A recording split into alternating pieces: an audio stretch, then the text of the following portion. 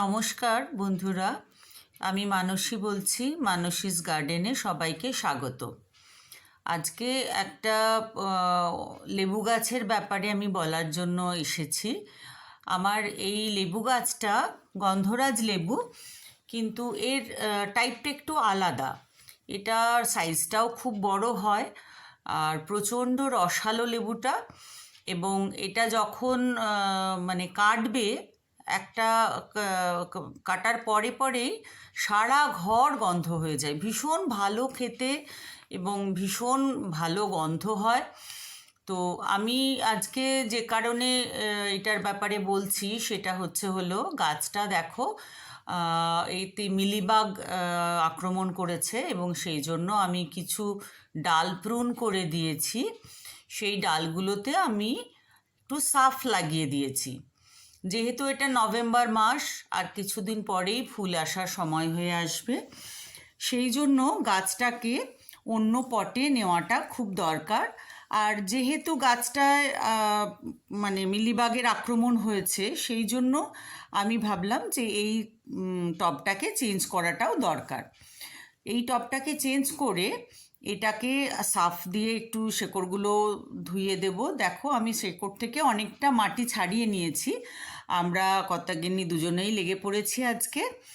আর এই যে শেকড়গুলো থেকে আমি মাটিটা ছাড়িয়ে নিয়েছি, সেই শেকড়গুলো আমি কিন্তু কেটে দিচ্ছি। কারণ আর গোড়ার যে মূল মাটিটা, সেটাতে কিন্তু আমি হাত দিচ্ছি না। মূল মাটিটা একদম ইনট্যাক্ট রেখে দেবে, দিয়ে পাশের মাটিগুলো ছাড়িয়ে দেবে। নিচের হাফ পোর্শন মাটি কেটে ফেলে দেবে, শেকড়গুলো কেটে ফেলে দেবে, আশপাশের সেগুলো কেটে দেবে। এরপরে আমি এই গাছটাকে নিচে যথারীতি টব কিভাবে প্রিপেয়ার করি, আমি তো এর আগে আমার অন্য ভিডিওতে তোমাদের দেখিয়েছি। সেই টবের মধ্যে যথারীতি তলায় একটু খোলামকুচি দেবে, একটু রাইস হাস্ক যদি থাকে দেবে, একটু মাটি দিয়ে দেবে। আর এর মাটিগুলো তো অবশ্যই দেবো আমি, কিন্তু নিচে খানিকটা আগে মাটি দিয়ে নিচ্ছি।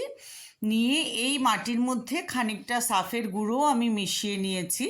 হ্যাঁ, এরপরে এর যে তলার পোর্শনটা, সেই পোর্শনটা আমি একটু সাফের জল দিয়ে ধুয়ে দেব।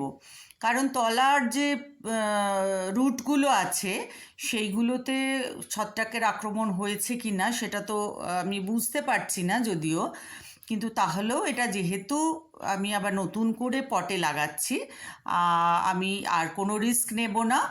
একে সাফের জল দিয়ে আমি আমি তলার পোর্শনটা এবং রুটগুলোতে সাফের জল দিয়ে আমি ধুয়ে দিচ্ছি, যাতে গাছটা যখন বাঁচছে তখন যেন নতুন করে বাঁচে, এর যেন আর কোনো অসুবিধে না হয়।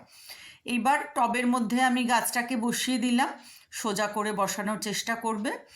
এরপরে আমি যে মাটিগুলো রয়েছে, ওই মাটিগুলোই আমি আবার পুনরায় এর মধ্যে ভর্তি করে দেব।